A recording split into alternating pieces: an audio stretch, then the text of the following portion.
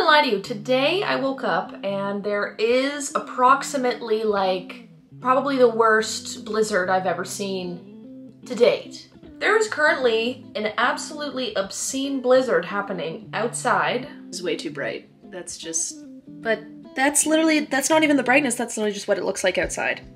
Jail time for Mother Nature.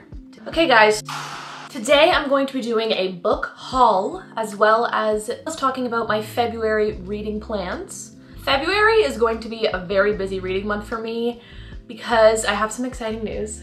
I'm actually moving to London. England. Oh, and there goes Kevin. Thank God I just put him outside and he's soaking wet and now he's on my bed. So that's great. I'm going to be talking about my February reading plans. As I said, it will be a busy month. I picked up quite a lot of books in January and I also was sent a whole bunch of books for my e-reader, which is my cell phone right now. Really want to get a Kindle, but I'm currently saving up because I am moving across the country. No, not the country, the world, actually.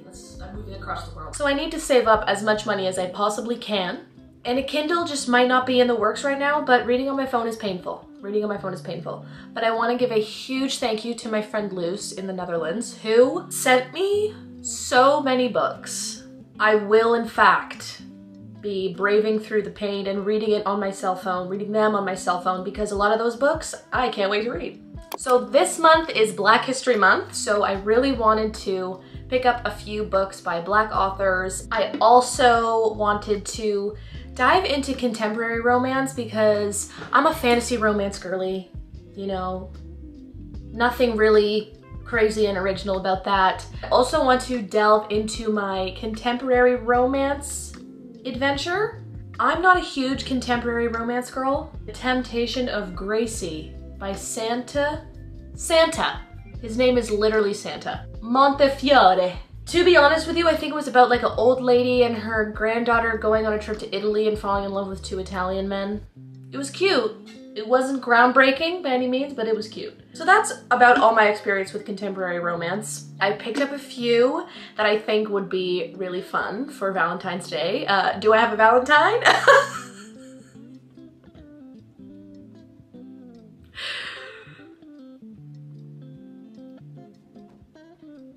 Anyways, why don't we just delve right into it, ladies and gentlemen? Let's just get right into it. Okay, so first off, I wanted to pick up a few authors of color because it is Black History Month and I would love to celebrate Black authors this month. So first I have, and my sister read this book and I took it from her because I've been wanting to read this for a very long time, but that is Americana by, I'm so sorry if I absolutely butcher her name, Chimamanda Ngozi Adichie. I really truly hope that that is correct. This follows the story of a girl in Nigeria who moves to America and for the first time in her life has to deal with the racism in America and what it truly means to be Black in a white-dominated America. It also follows her boyfriend who moves to London and is faced with the same struggles as her. I have read a lot of this author's poetry and I've watched her perform her poetry on TV and I am absolutely mesmerized by her writing. I can already tell that it's going to be a beautiful story and I would highly recommend this to anybody. Next up we have Butter Honey Pig Bread by Francesca Ekwuyazi. I believe this story also follows the story of 3 Nigerian women and it has a lot of commentary on family trauma. It follows intergenerational choices and their consequences. And it also heavily relies on topics of motherhood and what it means to be a mother to 2 daughters. I'm really excited to read this. I love books that follow stories of mother-daughter relationships. I find them so touching and interesting. So I am really excited to read this and I hope that some of you pick this up as well. Next up, we have a book that a lot of people have read and it was very popular back in the day. I've never read it. My sister's read this one and that is The Vanishing Half by Britt Bennett. I've heard mixed reviews about this one. I've heard some people absolutely adored it and loved it and thought it was groundbreaking, and then other people told me that they thought it was kind of slow and it was hard to get into. It wasn't very plot driven, like they felt as if not enough happened to really make it into a well-rounded story. The story follows two sisters, one who is white passing and one who is not, and it follows their different lives and how each of their different appearances affects their life and opportunities. Personally, I think that this is going to be super interesting and I'm really, really excited to read this. Also, can we talk about this cover? Gorgina. Absolutely Gorgina. Not a huge hardcover person, but it's like soft. I don't know how, like, you know when a cover is soft and it's like holding it is just like... I wish you guys could see it outside right now, like you would absolutely die. I went to take Kevin out for a pee. I spent the first 7 minutes trying to find his leash in the snow. And I was wearing my Uggs. And they got soaking wet. First world problems, you know, first world problems. But I mean, come on. Okay, the next book that I picked up at the bookstore a few days ago is The Humans by Matt Haig. Now, if you've watched my other videos, you know that I absolutely adored The Midnight Library. Matt Haig is a poet. The way he writes, it's so, everything that he writes, I get such a visceral reaction to it. Like, I think because he's very philosophical, he's very metaphorical, it's very existential. One thing about me, I get existential. I'm never not existential, okay? Trust and believe. At any given moment of any day, I'm existential. I'm thinking about my purpose in life. I'm thinking about whether there's an afterlife. I'm thinking about if we're real. I'm thinking about if any of this is real or it's just a simulation. I go down those rabbit holes on YouTube. Don't act like you don't do that. I'm existential.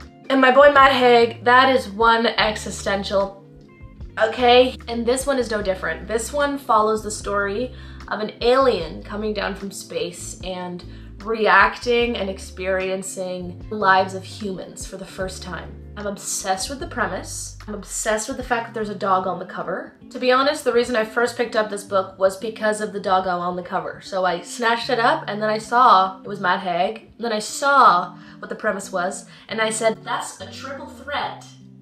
You're coming home with me. So here we are. I'm really, really excited to read this. I have not heard of it. It doesn't really say. You know, we do live in the age where I could just pick up my phone like an adult and look it up, so that's what we're gonna do. Oh my god, it's from 2013. I am a Matt Haig stan, and I did not know that this was released in 2013. A brilliant exploration of what it is to love and to be human. So excited for this. Next we have Before the Coffee Gets Cold by Toshikazu Kawaguchi. Hope I didn't butcher that. Don't pay attention to, you know when they put goddamn stickers on the covers of books and then you peel them off and then the sticky part stays on and you have to be like, influencer? So this is the book. I'm sure that most of you have heard of this book before. It follows a cafe in Tokyo, Japan, which can take you back to the past. I started this, as you can see. I think I'm exactly 100 pages in. It reads a lot like a bedtime story, like a fable. Like, it's quite weird and I love that. I love bedtime story style fables and fairy tales and legends. It's small, it's short. I'm gonna be so candid with you right now. I am reading this right now because I just finished Kingdom of Ash. And I needed like a small, easy palate cleanser before I got into my next larger book, because everyone knows that there's like the Sarah J. Maas hangover when you finish one of her series. Every book you read for a little while after that just feels kind of like this.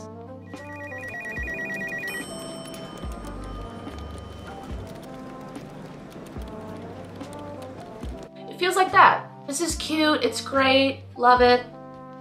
But there's no Terracin, there's no Aelin Galathynius, there's no Rowan Whitethorn. So, Next, we have a book that I'm really excited to get into. I'm actually doing this as a buddy read with my friend in the Netherlands, Luus. That is One Dark Window by Rachel Gillig. This follows the story of a young girl, Elspeth, who has obviously amazing magical powers, lives in this kingdom which is cursed and evil and terrible, and she's on a mission to rid it of the dark magic which has infested it. And along the way, she meets... except the highwayman just so happens to be the king's own nephew, captain of the most dangerous men in Blunder, and guilty of high treason. That's my type. When he's guilty of high treason. Literally when I was in the bookstore, I picked this up just to like look at it because I'd seen it on Book Talk or BookTube. There's too many book somethings, you know what I mean? And a girl literally stopped me and said that was a 5-star for me. It was incredible. And I was like, sold, babe. Because she was also going through the fantasy section. She was looking at romantasies. I trust my girls in the romantasy section. So I said, you know what? I'm picking that up. I'm super excited. I'm starting it tomorrow, I believe. Next, because it is Valentine's Day this month, we're gonna do some romances, not fantasy. I don't really know why contemporary romance is so like not my thing.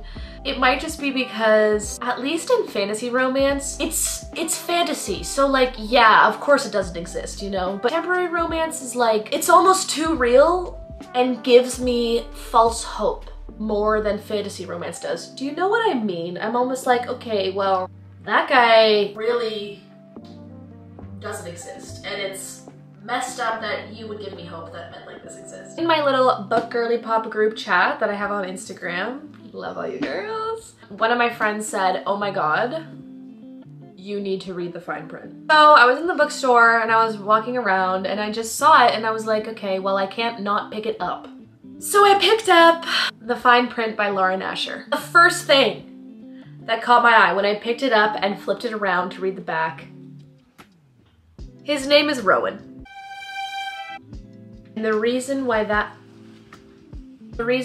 got me is because Rowan Whitethorn. Do I have to say it again? Do I have to say it again? If you follow me on Instagram, you know how many times I post Rowan Whitethorn fan art on my story because I need to share it. It is an obsession that doesn't hurt anybody, and I don't think that it's terrible, so I'm gonna keep on doing it. So it follows Rowan and Zara, and Rowan builds theme parks, I believe. I think it's a billionaire romance. I've never read one of those before, so I'm very intrigued. I'm very much intrigued. It's like a boss employee love story. A little bit controversial, but you know, I like a healthy sprinkle of controversy. That makes it all the more fun. It's enemies to lovers, it's like power dynamics, it's cute. So I'm excited to read this. Hopefully this gets me out of my general dislike for contemporary romance, so we'll see. And I actually am really excited to read this because I am moving to London.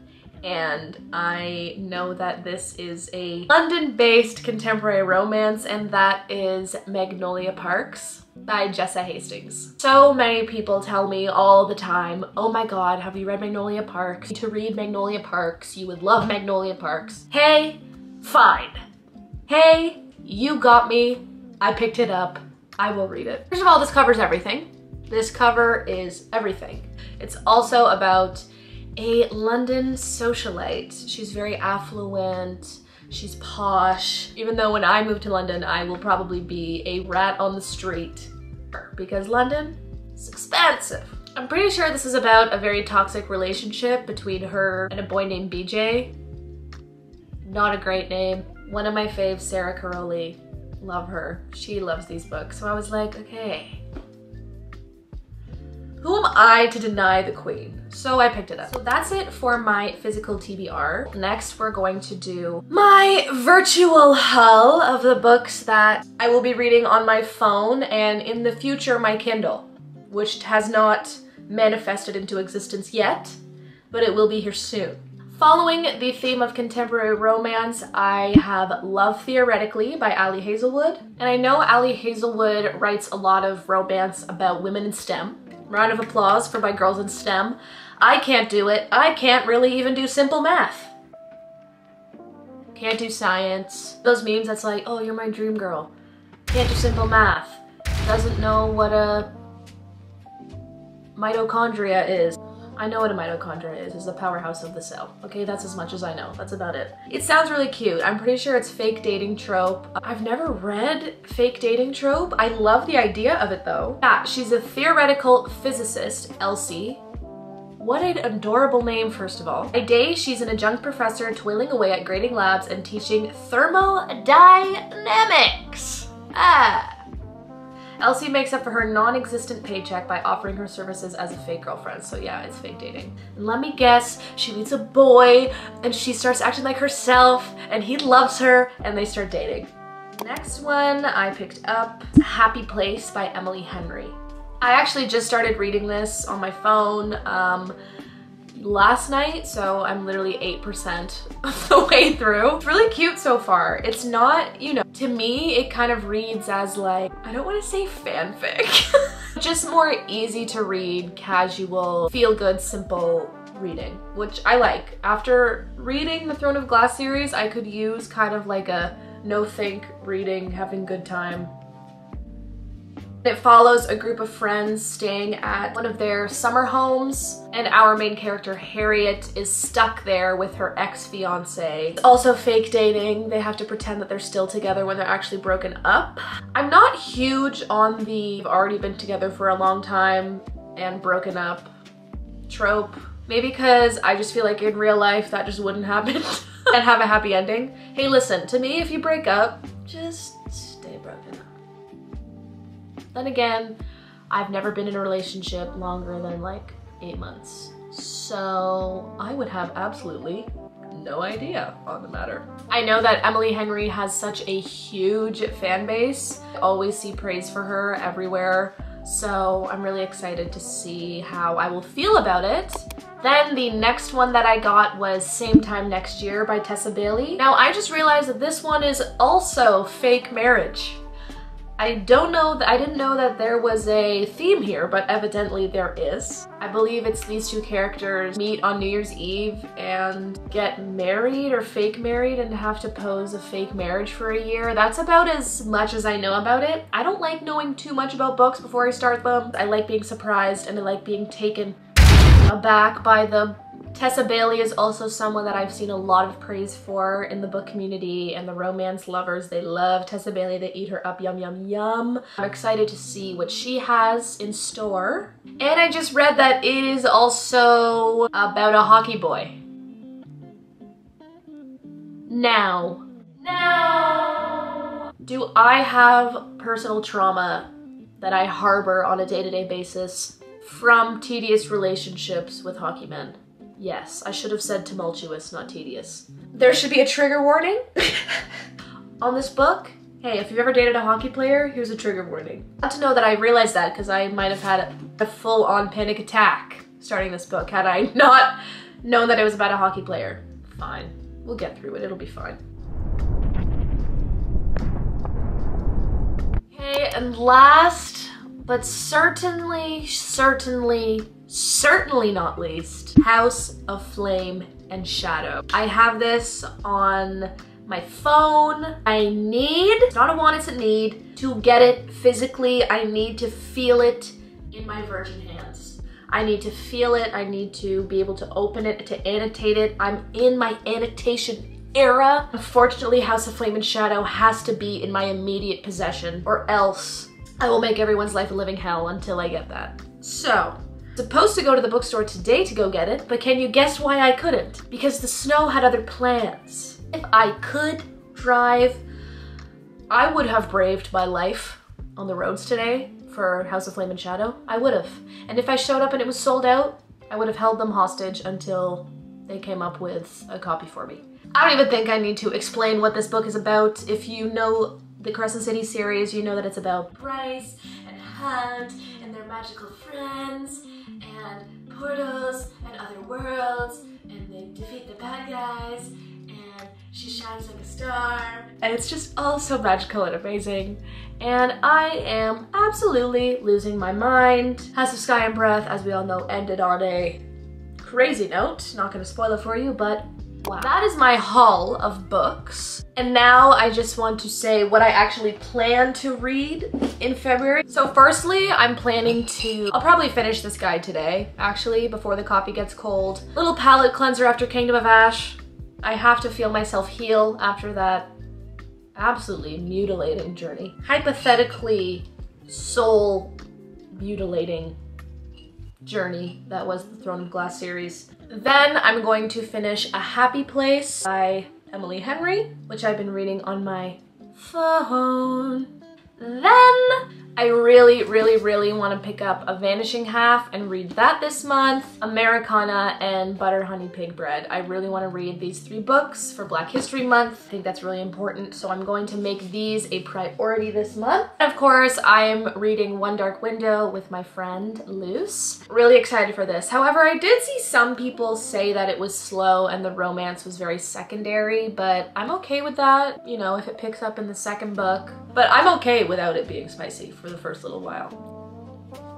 Reading this, starting this tomorrow. I'm going to try to cap it at that for my, I don't want to set my expectations too high for this month because I just really don't want to pressure myself this year into reading when I don't feel like reading. There is a slight amount of pressure to read quite a lot of these books this month and in the beginning of March because I will be moving across the globe come St. Patrick's Day. And I can't bring all of them with me.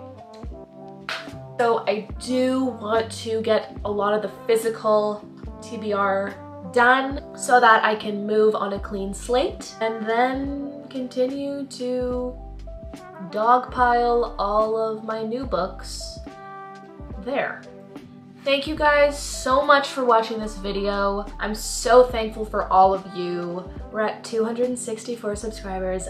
I'm so thankful for everyone who I've met on Bookstagram. My Bookstagram is livyslib. Make sure to follow me at livyslib. I will put it down below as well. If you stuck around this long, please subscribe for more videos like this. And let me know in the comments if you are a contemporary romance reader and lover, and please give me more recommendations down below and let me know your thoughts if you've read some of the books that I have listed today.